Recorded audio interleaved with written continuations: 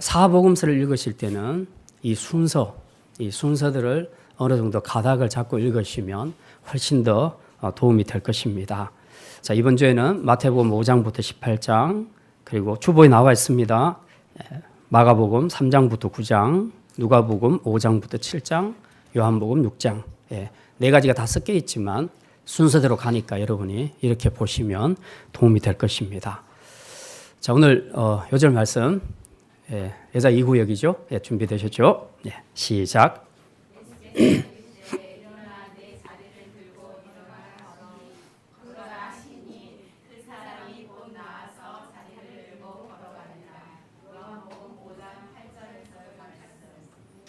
수고하셨습니다.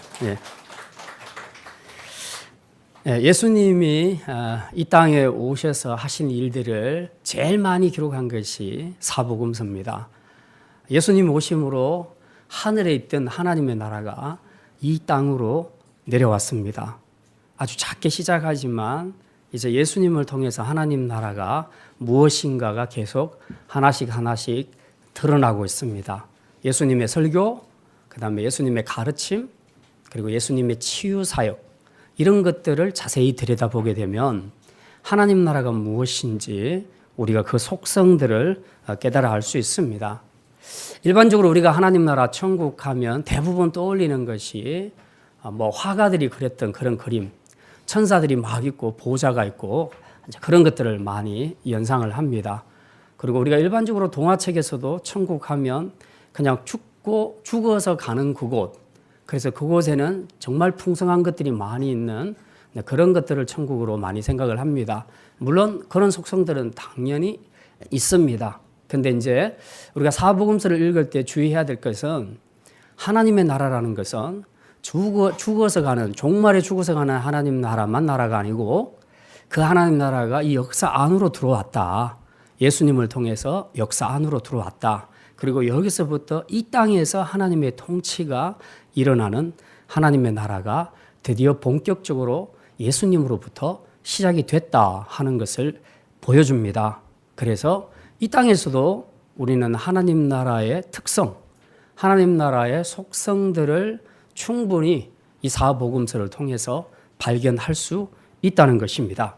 가령 지난주에 우리가 봤던 베데스다 연못, 그 연못에서 38년 된 환자가 고침을 받은 이 사건을 통해서 우리는 하나님 나라의 어떤 속성을 볼 수 있습니까? 하나님 나라는 세상 나라와 달리 경쟁도 없고 거짓도 없고 오직 거기에는 사랑과 그리고 치유, 은혜가 나타나는 곳이다. 이게 바로 하나님 나라 속성이다. 이제 모든 치유 사건, 모든 예수님의 가르침을 하나하나 우리가 들여다보면 그 안에서 하나님 나라의 다양한 속성들을 우리가 발견할 수 있게 된다는 것입니다.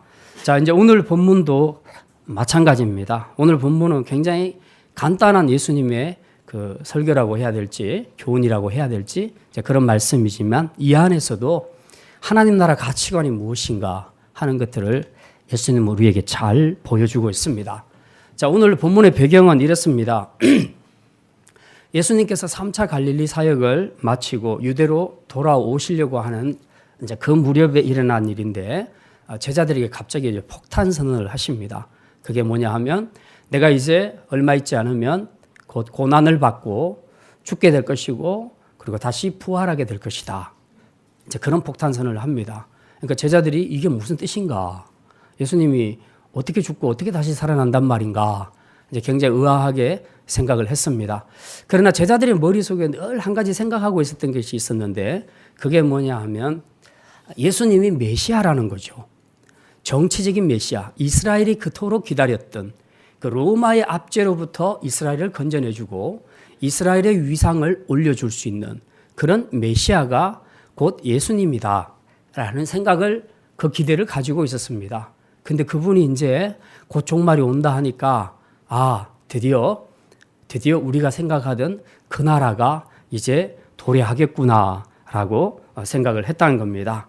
자, 이제 이 일이 그 뒤에 오늘 본문에 일어나는 논쟁과 이제 많은 연관성이 있습니다. 오늘 본문에 보니까 제자들이 예수님께 나와서 질문합니다. 천국에서는 누가 큽니까? 제자들 간의 논쟁이 벌어졌습니다. 예수님이 가만히 들어보니까 서로 자기가 낫다고, 자기가 더 큰 사람이라고 그렇게 논쟁을 벌이고 있는 겁니다. 그러다가 이제 자기들끼리는 싸움하니까 답이 안 나오니까 예수님께 묻습니다. 예수님, 천국에서는 누가 제일 큽니까? 이제 이런 질문을 하죠. 예수님의 대답은 아주 간단합니다. 어린아이처럼 되라. 어린아이처럼 되라. 이 말씀이 굉장히 짧은 말씀이지만 이 말씀 안에는 예수님께서 말씀하시고자 하는 하나님 나라의 가치관, 하나님 나라 백성의 윤리가 어떠해야 하는가 하는 것을 잘 보여주는 그런 중요한 말씀입니다. 그래서 오늘은 이 말씀을 통해서 하나님 나라의 가치와 윤리라는 말씀의 제목으로 함께 말씀을 생각하고자 합니다. 하나님 나라 가치는 도대체 무엇일까? 우리가 굉장히 궁금해하는 것들인데요. 오늘 두 가지 말씀드립니다. 첫째는 하나님 나라 가치는 어린아이가 큰 자로 평가받는 곳입니다. 어린아이가 큰 자로 평가받는 것. 이것이 바로 하나님 나라 가치관이다. 예수님은 지금 천국에서 누가 더 큽니까? 하고 묻는 제자들의 질문 앞에 지금 실물 교육을 하고 있습니다. 예수님은 자주 실물 교육을 합니다. 들에 있는 백합화를 보라. 하늘에 나는 공중의 새를 보라. 그러면서 예수님 설교하셨는데 오늘 본문에 보면 어린 애 하나를 제자들 가운데 불러놓고 예수님께서 실물 교육을 하고 있습니다. 이 아이를 보니까 뭐 옷을 잘 입은 부잣집 아이도 아니고 그리고 외모가 아주 출중한 그런 예쁘고 잘생긴 아이도 아니고 그저 평범한 아이입니다. 아주 어린 아이 하나를 제자들 가운데 세워놓고 예수님께서 말씀합니다. 자, 뭐라고 말씀하시는가? 3절 우리 같이 읽겠습니다. 이르시되 진실로 너희에게 이르노니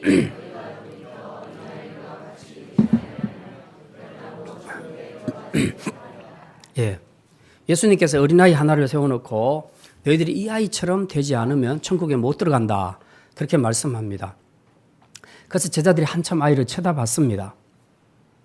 쳐다보면서 우리가 저 애처럼 돼야 된다고? 그럼 도대체 그게 무슨 뜻일까? 도대체 저 어린아이처럼 되라는 것이 무슨 말일까? 이제 굉장히 혼란스럽죠. 예수님의 의도를 우리가 알 필요가 있습니다. 요즘은 아이들이 굉장히 귀하게 여김을 받는 시대죠. 가정마다 아이들은 거의 왕의 자리를 차지하고 있습니다. 그래서 아이들은 굉장히 소중한 존재들입니다. 보통 일반적으로 어린 아이 하면 뭐 귀여운 아이, 순진함, 천진난만함 주로 이런 단어들을 많이 연상합니다. 그런데 예수님 당시에는 어린아이 개념이 완전히 달랐습니다. 예수님 때 어린아이라는 것은 정말 작고 보잘것없는 존재, 별 볼 일 없는 존재, 힘도 없는 존재, 부모가 다 케어해 줘야 되는 그런 존재, 자기 스스로는 독립해서 살 수 없는 존재. 그래서 별로 중요하게 여김을 받지를 못했습니다. 그래서 성경을 보면요, 예수님이 설교하실 때 뭐 5천 명이 모였다, 4천 명이 모였다 그렇게 얘기할 때에 그 수를 세는데 여자들하고 아이들은 카운트 되지 않습니다. 그만큼 그 유대 사회에서는 여자와 아이들은 다 가로밖으로 밀어냈습니다. 그만큼 존재감이 없는 존재들이 여자와 아이들이었던 것입니다. 자, 근데 또 그리고 그 공간 복음서의 다른 부분에 보게 되면 예수님 앞에 어린아이들이 이제 막 이렇게 찾아옵니다. 그랬더니 제자들이 모독이 막 말리죠. 꾸중하면서 막 쫓아내버립니다. 그때 예수님 말씀하시죠. 어린아이들이 내게 오는 것을 금하지 말라. 천국은 이런 자들의 것이다. 예수님께서 그렇게 말씀합니다. 자, 이제 우리는 여기서 제자들과 어린아이를 바라보는 제자들과 예수님의 관점이 확실하게 다르다는 것을 알 수 있습니다. 이 관점은 곧 가치관을 이야기합니다. 우리가 어떤 시각으로 보느냐 하는 것은 그 사람의 가치관을 나타내는 것입니다. 그래서 제자들과 예수님의 가치관의 큰 차이점은 무엇인가? 제자들은 당시의 세상의 가치관, 그리고 당시 유대 사회가 보고 있는 그 가치관으로, 그 관점으로 어린아이를 봤습니다. 그랬더니 정말 별 볼 일 없고 약하고 힘없고 그런 존재라는 거죠. 근데 예수님이 그런 아이를 앞에 세워다 놓고 너희들이 얘처럼 되라. 그렇게 얘기하니까 지금 이해가 잘 안 되는 것이죠. 근데 그들은 천국을 설명할 때에 어린아이와 어떤 연관성이 있다는 가능성은 전혀 생각하지 않았습니다. 그런데 예수님은 천국과 어린아이를 직결시켜서 말씀을 하고 있습니다. 너희들이 어린아이와 같이 되지 않으면 결단코 천국에 들어가지 못한다. 지금 이 제자들의 생각은 유대 사회가 가지고 있는 그 가치관, 그 관점을 그대로 유지하고 있으면서 천국에 들어갔을 때에도 여자와 아이들은 별 볼 일 없을 것이다. 그리고 천국에서는 남자들, 특히 성인 남자들, 그리고 뭔가 한 자리 차지하는 그런 힘 있는 자들, 이런 사람들이 천국에서 뭔가 높은 자리를 차지할 것이다. 그렇게 생각을 했다는 거죠. 그러니까 그 문제를 갖고 제자들끼리 싸운 겁니다. 누가 더 크냐? 우리 천국에 가게 되면 누가 더 클 것이냐라고 서로 다투게 된 것이죠. 지금의 세상의 가치관도 사실 이 제자들의 가치관과 별 다를 것이 없습니다. 세계에서 가장 선진국이라 하는 미국도 지금은 인종차별의 문제로 굉장히 흑인들이 고통을 많이 받고 있는 것이 현실입니다. 지금 무슬림 지역, 중동 지역으로 가게 되면 여자들은 거의 인간 취급을 하지를 않습니다. 우리나라 이조 시대보다 훨씬 더 못합니다. 그냥 여자들은 남자들의 도구에 불과합니다. 소유품에 불과합니다. 그래서 자기들 마음대로 하는 것이 이 무슬림 지역입니다. 이런 차별이 지금 이 지구 한복판에서 그대로 일어나고 있다는 겁니다. 그런 것들은 아니라 할지라도 지금 세상에는 크든 작든 사람이 얼마나 많은 재산을 가지고 있는가, 얼마나 돈을 많이 가지고 있는가, 얼마나 많이 배운 사람인가, 얼마나 사회적으로 높은 지위에 있는 사람인가에 따라서 분명한 차별이 존재하는 것도 사실입니다. 지금 제자들이 예수님께 질문하기를 천국에서 누가 큽니까? 하고 물었을 때에 그들 마음속에는 이제 이 메시아의 나라가 임하게 되면 이제 분명히 곧 정계 개편이 이루어질 것이다. 그러면 거기에 국무부 모든 그 각 부서의 장관들 이런 사람들이 다 세워질 것인데 거기에 누가 함께 될 것인가? 굉장히 궁금한 겁니다. 그래서 서로 이제 눈치를 봅니다. 그리고 가만히 보니까 베드로가 가장 유력해 보입니다. 왜냐하면 베드로는 수제자이기도 하지만 이전에 예수님께서 이런 질문을 한 적이 있습니다. 사람들이 나를 누구라 하느냐? 그랬더니 사람들이 세례 요한 혹은 엘리야라고 합니다. 그래? 그럼 너희들은 나를 누구라 하느냐? 그때 베드로가 용감하게 고백을 하지요. 주는 그리스도시요 살아계신 하나님의 아들이십니다. 그때 예수님께서 베드로를 엄청 칭찬했습니다. 내가 천국의 열쇠를 너에게 맡긴다. 이제부터 너의 이름을 피트 반석이라 하리라. 페트로. 그래서 지금도 페트라라는 곳이 있습니다. 요르단에 가면. 베드로는 말하자면 제자들 가운데 이미 수상 경력이 있습니다. 이런 걸로 인해서 이미 수상 경력이 있어서 상당히 유리할 거다. 정계 개편에서. 그 다음에 이제 변화산에 보면 세 제자를 주로 많이 데리고 다녔습니다. 누굽니까? 이번 성경 퀴즈에 나올 줄 몰라요. 베드로와 요한과 야곱. 이 세 사람, 이 트리오. 그 중요한 곳에는 예수님이 꼭 이 세 사람을 데리고 다녔습니다. 말하자면 우수 그룹에 속하는 자들입니다. 그러니까 정계 개편이 이루어지면 이 사람들에게도 분명히 중요한 요직이 주어질 것이다. 그렇게 기대를 하는 거죠. 그러면서 서로 제자들끼리 쳐다보면서 아무래도 제가 영의정이 될 거야. 얘가 뭐가 될 거야. 이제 막 이렇게 하다 보니까 도대체 난 뭐냐. 그렇게 해서 자기들끼리 이제 막 다툼이 벌어지게 된 거죠. 지금 제자들에게 중요한 것은 큰 자리, 높은 자리입니다. 세상 의식 속에 있는 그것을 그대로 제자들이 가지고 세상에서 높은 자, 세상에서 큰 자 되는 것이 굉장히 중요하다고 생각을 했습니다. 그래서 천국에 가도 그것이 그대로 이어질 것이라고 생각을 했던 거죠. 그런데 천국은 질서가, 가치관이 이 세상과 전혀 다르다는 것을 그들이 깨닫지를 못한 것입니다. 사실 이 제자들이 가지고 있는 세상 가치관, 그것은 오늘 우리 시대의 가치관과 별로 다를 바가 없습니다. 실제 요즘 세상은 크기와 높이로 점점 사람을 평가하는 그런 시대로 바뀌어져 가고 있습니다. 그러니까 우리가 쇼핑을 할 때도 작은 마트보다는 기왕에 큰 마트를 갑니다. 차를 살 때도 돈이 있는 사람들은 기왕이면 큰 차를 삽니다. 사는 집도 기왕이면 넓은 평수 큰 아파트를 선택을 합니다. 그리고 교회도 큰 교회를 선호합니다.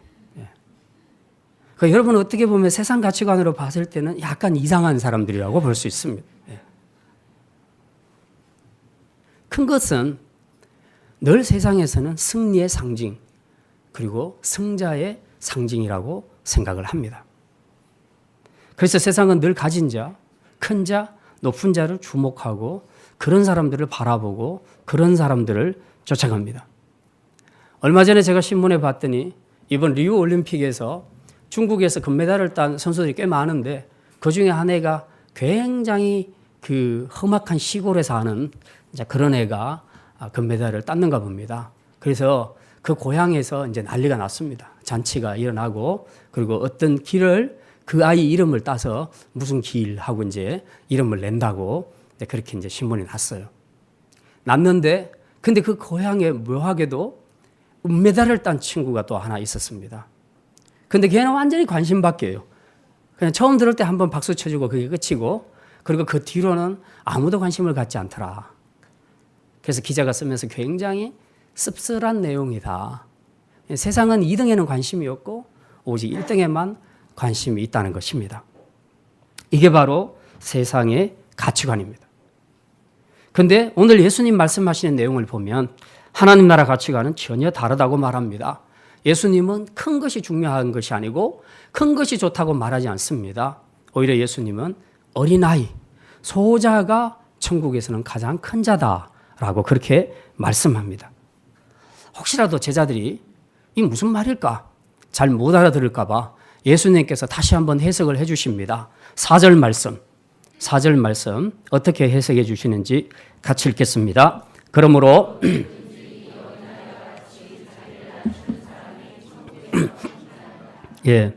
예수님께서 말씀하시는 어린아이와 같은 자가 되라는 말의 핵심은 그겁니다. 자기를 낮추는 자가 되라.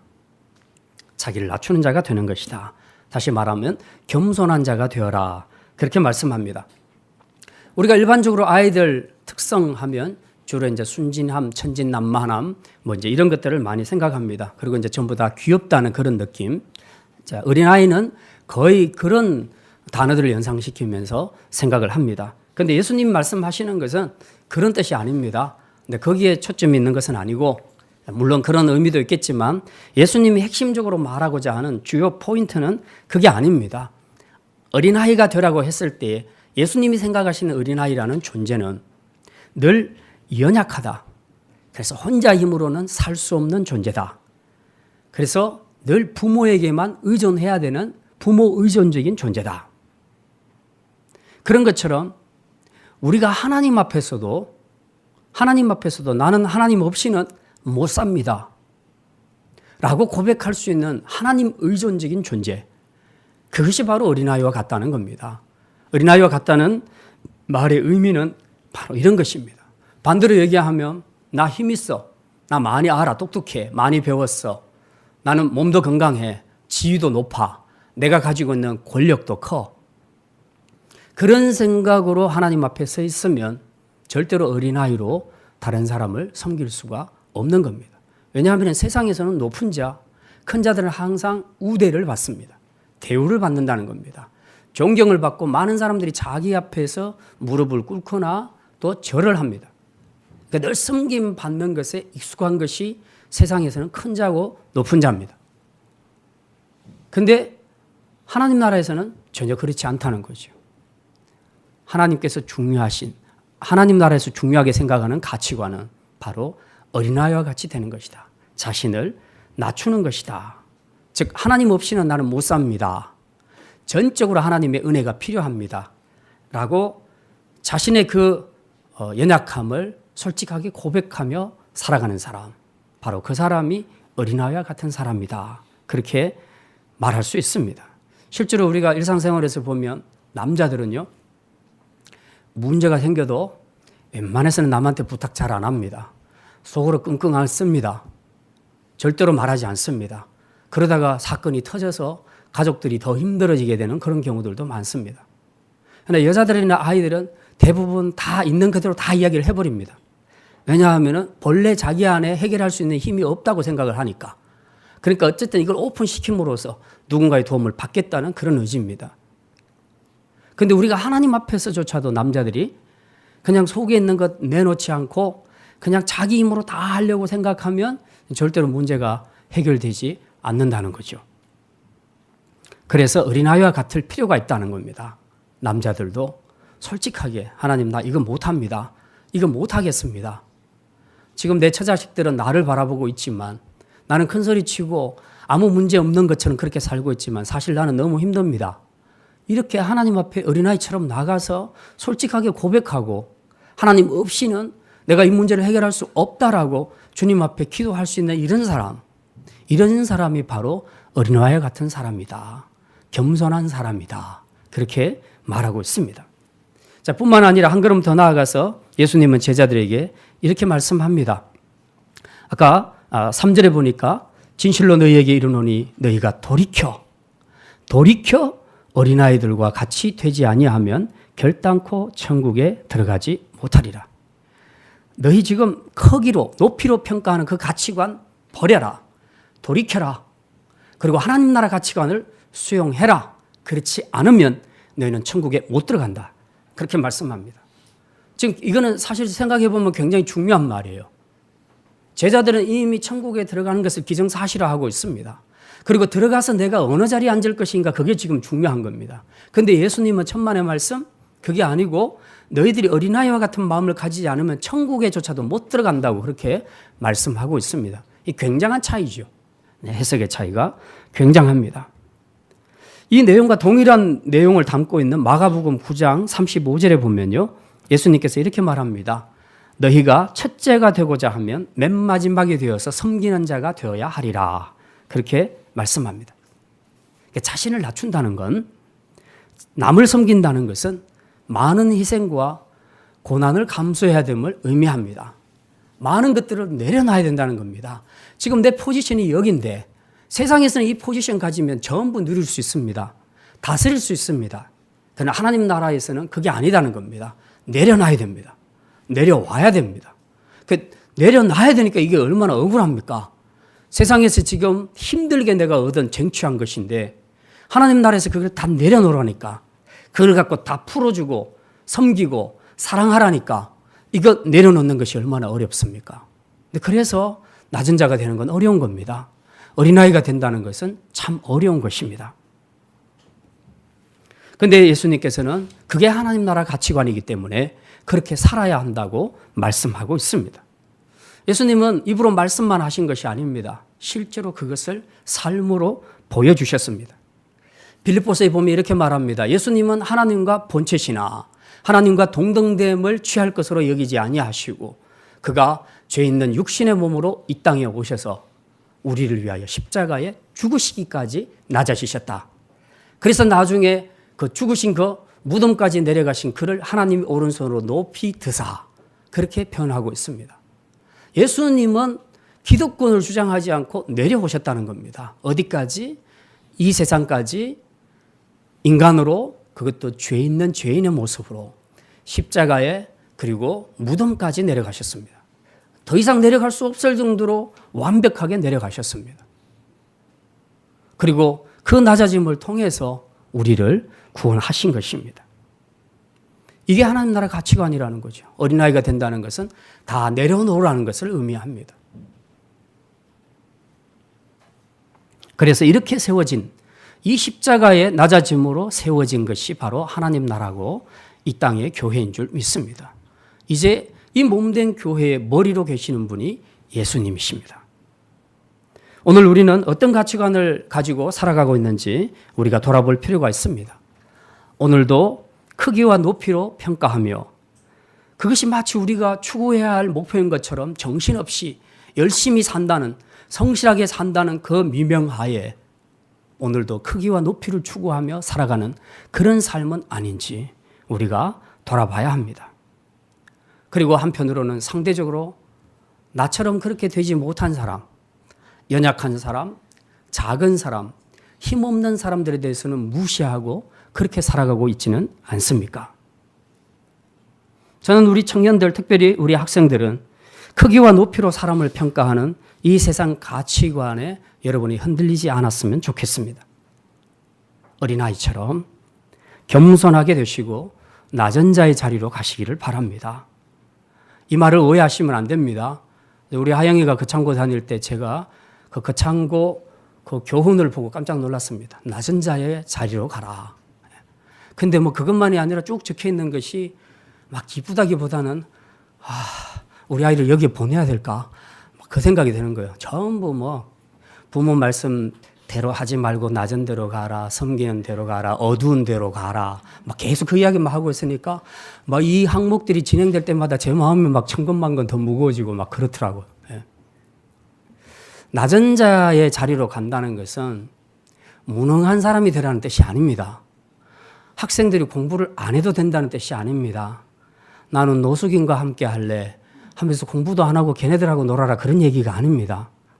하나님이 우리에게 학생의 신분을 허락하셨을 때는 이 자리에서 하나님이 주신 달란트와 재능을 최대한 개발할 필요가 있습니다. 공부 쪽이면 공부, 예능 쪽이면 예능, 무엇이든지 간에 하나님이 주신 재능들을 최대한 발휘해서 그 분야에서 실력자가 되어야 하는 것입니다. 그리고 난 다음에 우리가 그것을 누리고 그것을 부려먹는 사람이 아니라 그걸 가지고 낮은 자의 자리로 가라는 겁니다. 그래서 나의 도움이 필요한 사람들에게 도와주라는 얘기죠. 섬기라는 얘기입니다. 이게 바로 낮은 자의 자리에 가라는 거죠. 절대로 공부 안 해도 된다, 놀아도 된다, 무능해도 된다 그런 얘기가 아니라는 걸 우리 청년들은 꼭 기억을 해야 합니다. 그래서 어쨌든 주님이 원하시는 어린아이와 같은 삶, 이것은 겸손하게 내가 가지고 있는 기득권을 내려놓고 약한 사람을 위해서 이제 섬길 수 있는 그런 사람, 겸손한 사람, 바로 그것이 하나님 나라의 가치관이라고 예수님은 그렇게 말씀하고 있습니다. 자, 두 번째 말씀입니다. 하나님 나라 가치관은 모든 사람을 주님을 대하듯 대하는 것입니다. 한번 따라합시다. 모든 사람을 주님을 대하듯 대하라. 예, 5절 말씀 우리 같이 한번 읽겠습니다. 또 누구든지 내 이름으로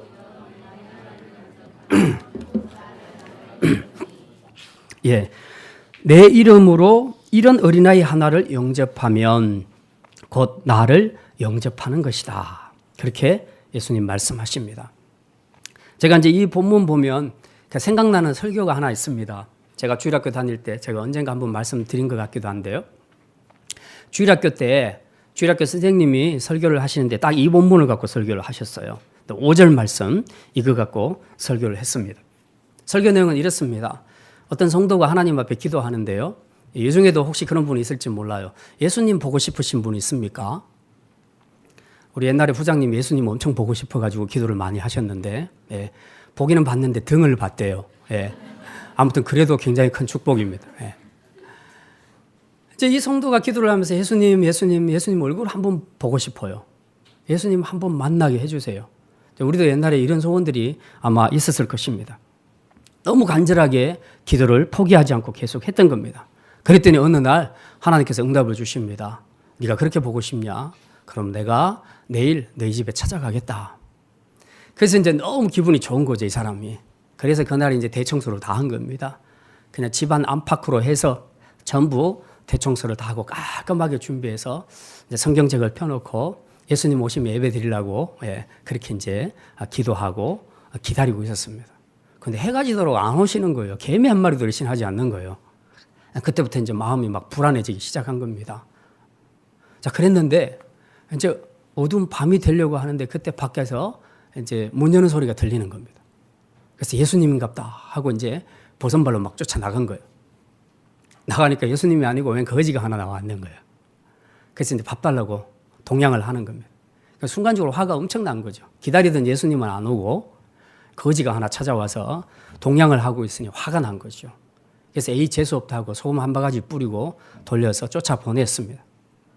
그러고는 이제 밤새도록 기도하고 그 다음날 하나님 앞에 기도하면서 그랬습니다. 하나님 왜 약속을 안 지키십니까?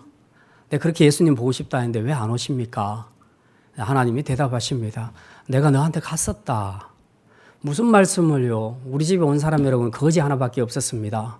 거지같이 생긴 그 사람 한 사람밖에 없었습니다. 그러니까 그 거지같이 생긴 그 놈이 바로 나다. 예수님께서 그렇게 말씀하셨다고 합니다.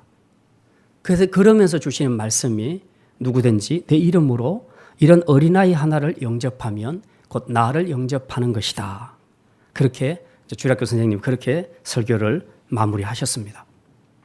자, 우리 그리스도인들이 대인 관계에서 꼭 기억해야 될 것은 보이는 사람과 예수님을 구별하지 말라는 것입니다. 이게 하나님 나라의 가치관입니다. 어떤 신학자가 그렇게 말했습니다. 우리가 대하는 사람들은 전부 다 예수님이 보내신 사신들이라고 생각하라. 옛날에 사람들이 암행어사를 굉장히 두려워했는데 그 이유는 암행어사가 임금으로부터 정권을 부여받고 나오는 거죠. 그러니까 사람들은 암행어사를 대할 때도 임금님을 대하듯이 그렇게 하는 겁니다. 그러니까 암행어사가 말하는 것은 그대로 다 순종을 했던 것입니다. 사무엘하 10장에 보게 되면요, 다윗이 암몬 왕이 죽었을 때 진심으로 조문을 하기 위해서 사신들을 보냅니다. 그런데 이 죽은 암몬 왕의 아들 한운이라는 사람이 있는데 이 아들이 이제 다른 신하들하고 의논을 해보니까 이거 아무래도 좀 정략적으로 이거 우리를 함정에 빠뜨리는 것 같다. 그래가지고 좋은 마음으로 조문 온 다윗의 사신들을 욕보입니다. 그래서 수염을 절반 깎게 하고 그리고 옷도 다 잘라버려서 이 엉덩이가 다 드러나게 하고 그렇게 해서 돌려보내죠. 그래서 다윗이 이것 때문에 엄청나게 분노합니다. 그래서 군사를 거느리고 가서 다 쑥밭을 만들어버리는 이런 얘기가 있습니다. 무슨 얘기입니까? 사신을 모독하는 것은 사신을 보낸 왕을 모독하는 것과 똑같다는 것입니다.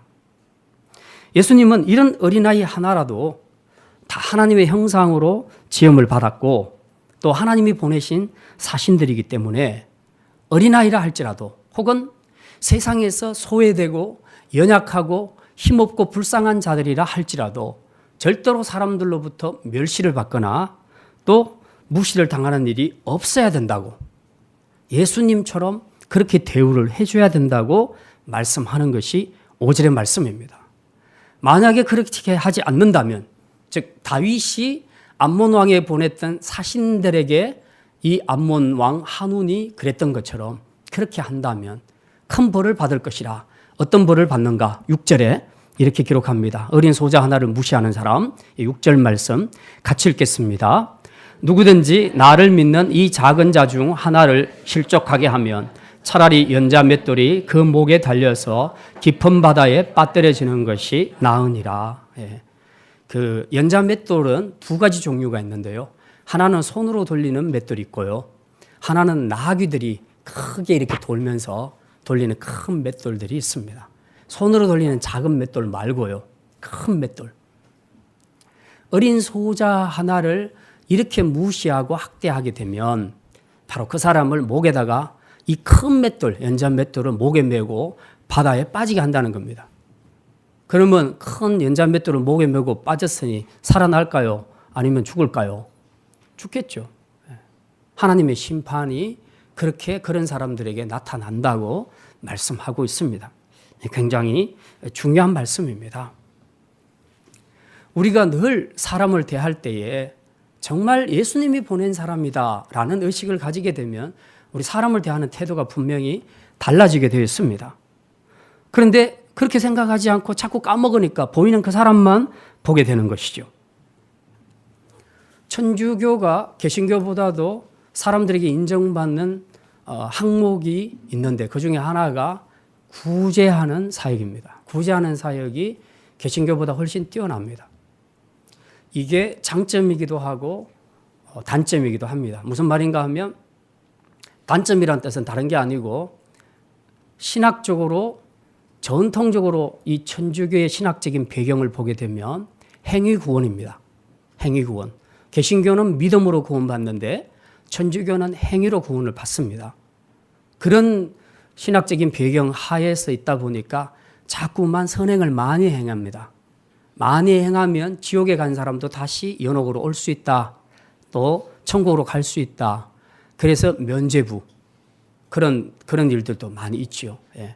헌금할 때 내가 믿지 않고 죽은 내 남편을 위해서 헌금을 1억을 했다. 그러면은 그 돈이 헌금함에 떨어지는 순간 그 영혼이 지옥에서 나온다. 이렇게 생각했던 거죠. 아주 터무니없는 그런 신학들이 중세시대에 있었기 때문에 그래서 개신교에서 이제 종교개혁이 일어났던 겁니다. 근데 이제 이런 그 분위기 흐름들이 지금도 있습니다. 그래서 선행을 행하고 굳이 하는 것 자체는 좋은 거예요. 좋은 건데 그들의 그 밑바닥 안에 이런 부분들이 깔려 있다는 것이 단점이라면 단점이다. 그러나 선행 자체는 굉장히 중요한 겁니다. 그러니까 실제로 테레사 수녀 같은 경우 노벨 평화상을 받게 된 것이 바로 그거 아닙니까? 5절의 말씀을 실천했다는 거죠. 5절의 말씀. 어린아이 하나. 애기들을 돌봤다는 얘기가 아니잖아요. 사람들로부터 소외받고 또 왕따 당하고 버림받는 사람. 이 약자들의 계층에 찾아가서 그들을 섬겼다는 겁니다. 마치 예수님을 대하듯이 그렇게 그 마음으로 그들을 섬겼다는 거죠. 그러니까 5절을 실천한 사람으로서 이제 세상 사람들에게 인정을 받게 된 것입니다. 그래서 우리가 사랑과 실천을 섬김을 잘 실천할 수 있는 최고의 비결은 무엇인가? 사람을 볼 때 예수님이 보내신 사람으로 사랑의 대상자로 볼 수 있어야 된다. 이것이 바로 하나님 나라의 가치관이다. 라는 것을 말해주고 있습니다. 자, 근데 이제 이 가치관은 단지 어려운 사람을 도와라 하는 이 문제로만 끝나는 것은 아닙니다. 이게 좀 더 넓게 적용하면요. 대인 관계에도 똑같이 적용될 수 있습니다. 우리가 일주일 동안 돌아보면 대인 관계를 얼마나 많이 가집니까? 가정 안에서는 가족들과 관계를 가지죠. 그 다음에 직장이나 또 사회에서는 다른 사람들과 관계를 많이 가지죠. 그런데 한번 돌아보십시오. 여러분이 대인관계를 가지면서 피차에 서로 상처를 주고받는 말과 행동들을 얼마나 많이 했습니까? 그죠? 그래서 사실은 세상에서 가장 어려운 것이 대인관계라고 저는 그렇게 생각을 합니다. 너무너무 어려운 거죠, 대인관계가. 근데 그런 말과 행동, 이런 것들로 피차에 서로 상처를 주고받기 때문에 삶 자체가 굉장히 고단해지고 힘들어지는 거죠. 이게 교회 안에서도 똑같이 나타날 수 있습니다. 교회 안에도 성도들 간에 서로 말과 행동 때문에 피차에 서로 상처를 주고 받는 일들이 많습니다. 여러 가지로 그 이유를 우리가 말할 수 있겠지만 오늘 본문의 근거에서 생각해 보면 딱 한 가지입니다. 사람을 볼 때 보이는 그냥 사람으로 봤기 때문에 그렇다는 겁니다. 사람을 볼 때 예수님이 보내신 사신으로 예수님이 보내신 사랑의 대상자로 보면 우리 말과 행동이 분명히 달라질 것인데 그렇게 안 보니까 사람으로 보이는 사람으로만 보니까 그냥 내 느낌 내 생각대로 말하고 행동하고 해버리니까 하다 보니까 자꾸 서로 상처를 주고 받게 되는 것이죠. 저는 부부관계에서도 서로 예의를 지켜야 된다고 주장하는 사람입니다. 이게 굉장히 보수적이라고 생각을 할지 몰라도 제가 분명히 그런 것에 대한 확신은 가지고 있습니다. 부부간에 서로 관계가 너무 편하기 때문에 함부로 말하는 경우가 굉장히 많습니다. 본인은 뒤끝이 없고 본인은 단순하게 말했을 뿐, 본인은 성질이 급해서 그렇게 말했을 뿐, 아무 뭣도 없다라고 얘기하지만 그러나 받는 쪽에서는 그게 상처가 굉장히 큽니다. 부부간에 받는 상처도 굉장히 클 수 있다는 거죠. 다른 사람들은 말할 것도 없습니다. 그래서 저는 이참에 그런 말씀을 드립니다. 여러분이 집에 가셔서 아내는 남편을 또 남편은 아내를 대할 때에 그냥 사람으로 보지 마십시오. 예, 짐승으로 보라는 뜻이 아닙니다. 예, 그냥 사람으로 보지 마시고 예수님이 보내신 사신으로 보시기를 바랍니다. 아멘이 크게 나와야 돼요. 이 대목에서는. 그냥 사람으로 보지 마시고 짐승으로도 보지 마시고 예수님이 보내신 사신으로 보시기를 바랍니다. 그러면요 제가 단언하는데요 단 한 건의 부부싸움도 안 일어날 겁니다. 그리고 절대로 상처를 주고받는 일도 없을 겁니다. 이 있으십니까? 이론이 있으면 말씀하십시오. 한번 실천해 보세요. 예수님이 보내신 사신으로 아내를 보고 남편을 한번 보십시오. 싸움이 일어날 수 있겠는가? 절대로 못 일어납니다. 대개 남편들이 많이 저지르는 오류 중에 하나가 뭐냐 하면 이제 성실한 남편일수록 이런 생각을 하기가 쉽습니다. 내가 돈 벌어와서 가정을 세우니까 아내를 생각할 때 거의 보조, 그 주방 보조쯤, 네. 그렇게 생각하는 그런 경향들이 있습니다. 그게 별로 안 중요하다는 거죠. 내가 더 중요하다는 거죠. 그러다 보니까 은연중에 자꾸 아내를 무시하는 말, 아내를 강요하는 말, 아내에게 강요하는 말, 그런 아내에게 상처 주는 말을 쉽게 툭툭 뱉을 수가 있습니다.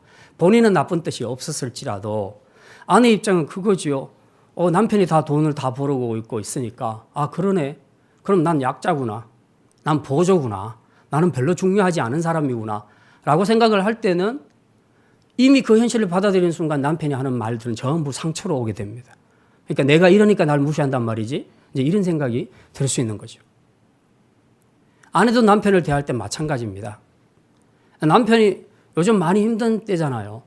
사업이 잘 안 되고 그래서 돈을 못 벌어다 주면 그것 때문에 또 남편을 무시하고 남편에게 상처를 주는 그런 말을 할 수도 있다는 겁니다. 남편은 돈 버는 기계가 아니잖아요. 물론 그런 책임은 있지만 본인이 노력을 안 해서 그런 거야 뭐 어쩔 수 없겠지만 본인이 노력을 해도 상황이 안 되는데 어떻게 합니까? 그런 것들을 욕한다고 상처 주는 말을 한다고 해결되는 건 아니잖아요. 그 남편을 볼 때 그냥 무능한 남편으로 그때부터 보기 시작하는 겁니다. 그렇게 보지 말라는 거죠. 그건 세상 가치관이다. 하나님 나라 가치관은 그 남편을 볼 때 하나님이 세우신 가장이다. 하나님의 형상으로 지음받은 남편이다. 그리고 하나님이 보내신 사자다. 사신이다. 라는 생각을 가진다면 우리가 어떻게 남편에게 상처 주는 말을 할 수 있겠습니까? 결론은 부부싸움도 우리가 사람을 있는 그대로 사람으로 보기 때문에 그런 문제가 생기는 것입니다. 우리 학생들도 마찬가지입니다. 친구를 대할 때, 또 선생님을 대할 때, 부모님을 대할 때 함부로 상처 주는 말, 행동하는 경우들이 굉장히 많습니다. 요즘에 애들이 가정에서 전부 왕이라 자기 하고 싶은 말 거침없이 다 쏟아냅니다. 본인은 자유라고 생각하고 또 그것이 요즘 청소년들의 문화라고 생각을 합니다. 그래서 솔직하게 말하는 것이 문화라고 해서 거침없이 어른들에게 막 상처 주는 말, 이런 말들을 쏟아내는 그런 청소년들도 많이 있습니다. 본인에게는 그것이 당연하고 본인은 기쁘게 문화를 따라 행동했을지 몰라도 듣는 부모나 선생님이나 선배들은 상처를 받을 수 있다는 것을 분명히 기억을 해야 합니다. 결국 하나님 나라 가치관과 세상 가치관의 차이는 세상 사람들을 볼 때, 내가 마주하는 사람들을 볼 때 보이는 사람으로 보느냐, 하나님이 보내신 사신으로 보느냐, 하나님의 형상으로 지음받은 존귀한 존재로 보느냐, 그 차이입니다. 내가 상대하는 사람이 하나님이 보내신 사신으로 생각할 수 있다면 우리는 주님을 대하듯이 그 사람을 그렇게 대할 것입니다. 이게 바로 하나님 나라 가치관입니다. 이제 말씀을 마치겠습니다. 천국에 들어가는 것은 우리가 뭔가를 많이 해서 들어가는 것이 아닙니다. 일단 어린아이와 같이 겸손함을 가진 자가 천국에 들어갑니다. 사람을 보는 하나님 나라 가치관은 어린아이든지 세상에서 소외되고 힘없고 연약한 자들인지 관계없이 모두가 다 사람은 하나님의 형상으로 지음받은 존귀한 존재다. 그리고 예수님이 보내신 사신이다. 우리가 사랑을 실천하고 섬겨야 될 사랑의 대상자다 하는 의식으로 보는 것. 이것이 바로 하나님 나라의 가치관이라는 것입니다. 이런 마음을 가질 때 우리가 비록 이 땅에 살아도 하나님 나라가 우리 가운데 이루어질 줄 믿으시기를 바랍니다. 낮은 곳에 물이 모이듯 낮은 마음은 모든 것을 다 품을 수 있습니다. 산은 굉장히 높아서 위용을 자랑하지만 그러나 물이 머물지를 않습니다. 왜? 높으니까. 물은 자꾸 아래로 내려가는 습성이 있습니다. 그래서 산은 높지만 마음이 높아서 머무를 물이 없는 것입니다. 하지만 바다는 세상 중에 가장 낮은 곳에 위치하고 있습니다. 그래서 제일 만만하기 때문에 세상의 모든 물들이 다 바다로 모이는 것입니다. 세상에서 많은 사람을 따르게 할 수 있는 사람은 카리스마 있는 강력한 지도자일지는 몰라도 세상에서 많은 사람을 품을 수 있는 사람은 겸손과 사랑을 실천하는 지도자라는 것을 우리가 기억해야 합니다. 이 사랑을 가장 확실하게 보여주신 분이 예수님이고 그 사랑이 바로 십자가에서 나타났습니다. 예수님은 십자가까지 무덤까지 내려가심으로 모든 인류를 사랑으로 다 품으시고 구원하셨습니다. 이 낮은 자의 자리로 돌아가는 이 가치관을 예수님은 십자가의 사역을 통해서 절정으로 보여주셨습니다. 이제 이 사랑과 겸손의 가치관으로 우리가 이웃과 지체들을 섬길 수 있는 그런 아름다운 성도로 살아갈 수 있기를 주님의 이름으로 축원합니다.